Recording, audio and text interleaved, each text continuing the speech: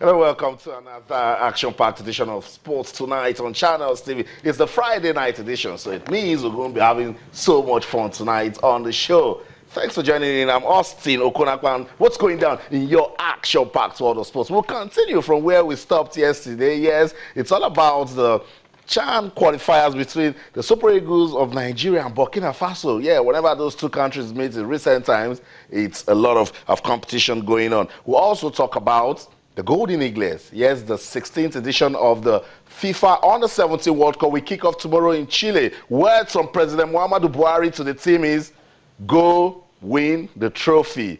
Make it a Christmas gift for Nigerians. Well, not much pressure on the team, but it's good if they can retain the title that they won at United Arab Emirates. We'll also talk about all of these talks going on in FIFA, and tonight is a Friday night, so we're playing some chess with Babatunde Ogunshiko. Before we get the guys in the studio to start talking sports, because that's what they love doing. That's what we love doing right here at Channels TV Sports Center in Lagos, Nigeria. Let's quickly, once again, update you, let you know that all our top stories can be viewed on our website. It's channelstv.com and on YouTube/channelsweb. You're on the go and you want to be part of the show? It's so simple. We love it when you join us on the show. Just go to m.channelstv.com and download the Channels TV app for your Android, your iPhones, your Windows phone, and of course your iOS. That's it right there on your screen, m.channelstv.com, whatever device you're using. Download the Channels TV app and be part of the show. It's that simple, and then you will be involved in all of what we're doing here tonight on the show. Our feedback mechanisms, they have not changed. They'll pop up on your screens now. On Twitter, we're Channels_sports, and on Facebook, we're Channels-sports. Action-packed world of sports. Whatever you want to talk about, questions, comments, suggestions. We're talking about all of the drama going on in FIFA. We're also talking about the CHAN Eagles team led by Coach Salisu Yusuf as they take on Burkina Faso. All of these talks, talk to us tonight on the show using the hashtag Sports Tonight. That's it. Action-packed world of sports. Let me bring the guys in the studio to start doing justice to all of the discussion we'll be doing tonight, of course, with you. So be with us on this journey. It's a Friday night. This guy loves coming around on Fridays. Abbas Saeed joins us on the show. Saeed, good to have you on the show. Yeah, it's a pleasure being here once again. Let's talk sports. And of course, my colleague, Yemi Adebayo.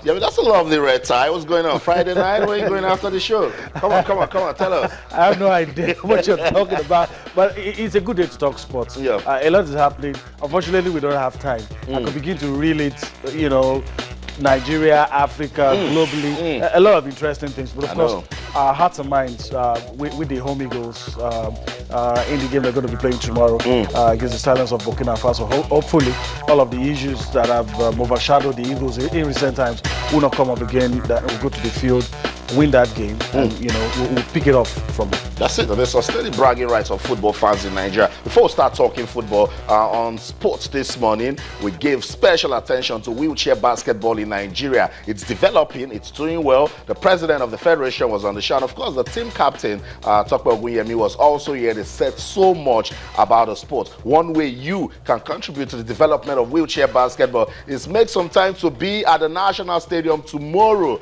The finals will be played at noon. Just go out there and see the power. Not just see, you'll feel it. The power of sports, where you see these special athletes do special things with the special talents that God has given to them. It's the final of the 4th edition of the Victor Ochie Wheelchair Basketball Championship. Who is going to win it? But right there is all about love, because everyone that comes out there just comes there to, show some love to special sports, and of course the special athletes having a special opportunity to actually showcase their talents. We're also hearing that Ogun State is doing so well. For the first time, they made it male and female to the semi-finals. So it means we're paying attention to wheelchair basketball. Team captain Tope Ogunyemi says it's so big worldwide, and for someone like him to be playing in Australia, that's a testament. Yeah, I mean, I'm very happy to see this. We should also add that this tournament will serve as a selection criteria. That's it. And it's so good you even have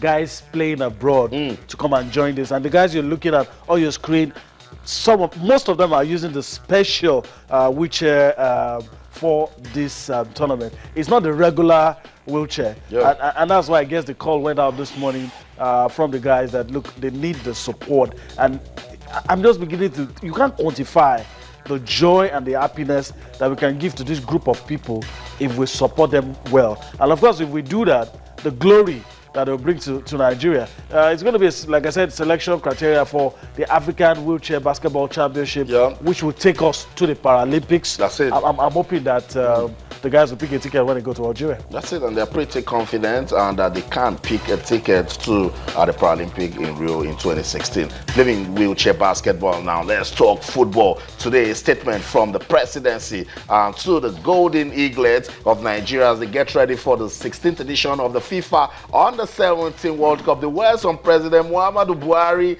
is, give Nigerians a perfect end of the year gift. Bring the cup home. Said Abbas, it's not about pressure this time around, but the president is saying it would be sweet if you can give football loving fans end of the year gifts. Of course, they gave us end of the year gift in 2011, 2013 when they won it United Arab Emirates there. And who says they cannot do this time around again? Let them give us a wonderful gift. Also, we have to look at the fact that this is a developmental competition there. I want to see guys that can play for the Super Eagles for 10 years or 15 years. It's been a while. We saw guys come to the rank from the 17, apart from the likes of Ian Acho and perhaps Musa Mohammed. They were instrumental in the winning the tournament in 2013, and also Yaya there. Like I said, we've not really seen much of these guys there. Let's see how they get to cope in the opening match. When we get to see them file out, then we'll know how this team will get to play as the tournament progresses. But one thing I want to look at is I want to see the guys that can play for the Eagles for a very long time. Not those guys I'll pay today and don't see them again. I agree. I'll get you talking. I don't care if they win it in Chile. Give us another Kelechi and Acho. Give us another Isaac Success. Give us another Tawani. What's another Chile Bere Wakali? What's another Dele Alampaso? That's what this competition should do. And if after 2 years you still remember those names, it shows how good that team really was. And the essence of all of this is to ensure that you have players, maybe not all of them, but a large amount of those guys still be playing actively in the next 10 years. That would mean that we have achieved something. Because there is no country as successful as Nigeria at the under-17. I mean, there's nothing this crop of players will do that has not been done before. We've won it 4 times. Although record 4 times. We must point out that it has always been on Asian soil. But also, talking about the president, I guess the president just traveled down memory lane. He was the president when we won in 1995, and maybe it serves as a quick reminder, okay, this president also loves sports. I was there when the inaugural edition of the FIFA Under-17 Championship took place. And President, General then, 1985, we won, and now, you know, I mean, what a better way. Make it 5, do it again, give the president something to enjoy 30 years after. And I'm hoping the guys will do that. But I want to agree with you guys that developing, having players that will progress to the under-20, under-23, do so well, maybe for domestic clubs or foreign clubs, that will really be success for me. That's it. Africa will be represented by Nigeria, South Africa, Mali, and Guinea. But let's talk about Team Nigeria now. They'll be playing in Group A alongside the host Chile, the United States of America, and Croatia. What worries you in that group? Yeah, of course, I see that group as a pretty group that the Golden Eaglets should be able to qualify from that particular group. It doesn't sound like countries that are known in terms of under-17 tournament. If it was perhaps Brazil, even the Argentines are not really good when it comes to the under-17. You can talk about under-20 for the Argentines there, but I see the Eaglets going out of this group. Then when they progress out of this group, then what happens next is it will be dependent on their ability to actually win matches. But not forgetting, yes, we want these guys to actually progress to under-20, under-23. But there's particular syndrome here in Nigeria. Should these Eagles get knocked out at this group stage, or they don't get to qualify for the quarterfinals, I'm telling you, nobody will remember these guys. We remember the likes of Ian Acho, Iwan Kali, and Musa Mohammed for the fact that they won the tournament. We've got great guys that actually got knocked out in the first round on the 17th tournament, and nobody remembers these guys. But I just hope they actually go far in this tournament, perhaps get to the semi-finals, and we get to see more of these guys in the future. This Nigerian football fans, they just love winning. Yemi, at this stage, we don't know the players, no star players. Yes, we can name about 4 good players from the team, but I know it would be silly for us to underrate the likes of the United States or even Croatia.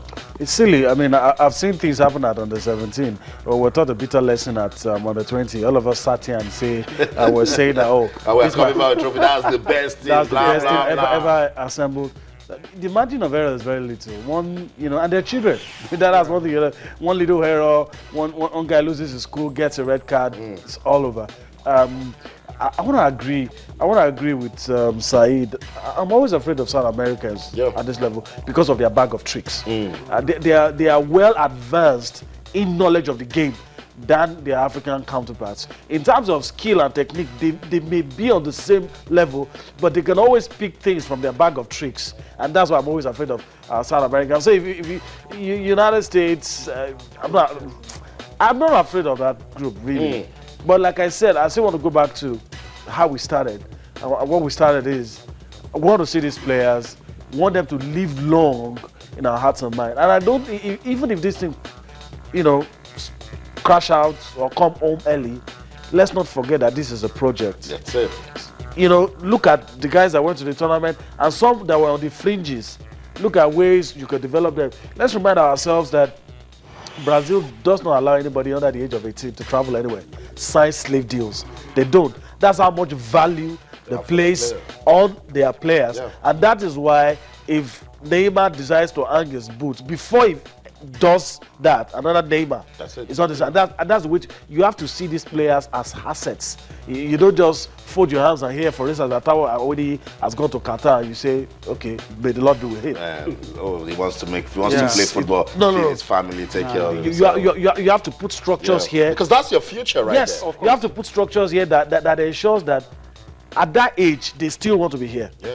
And when they are 18, they can sign valid contracts. Players can be picked from here and go straight to an Ajax team, go straight into a Liverpool team. That's why we love what happened with I'm not trying to go through the case in the past. Also, let me crave your indulgence to say that from experience, people, age grade competitions, people who do well try to sneak in through Eastern Europe because they are allowed, under 17, under 18, they can sign some contracts, slave deals. And you see, that is their prime. After under 17, some are not so lucky. The next 5-6 years is the best footballing years of their life. And if you don't get good value for that, you've played your best football and you're still seeking for greener pastures. So, I hope that the NFF will do their part to ensure that when these guys come back, I hope they win. If they don't, no problem. That, look, we can keep some of them here. And when they go, they don't just go. They don't win, no problem. No problem. From you, no problem. From you, no problem. No problem. From you, they don't win, no problem. There is a problem, actually. There is a problem. Of course. If I'm telling you, if these guys, they might have a wonderful skills, get to pass the ball around, spread the balls around. Should these guys not win the tournament, nobody will remember them again. They'll be like, oh, these guys are good. I know there will be a problem for the Nigerian football. There will definitely be a problem. Yes, if they don't win, there's a problem. And nobody will remember.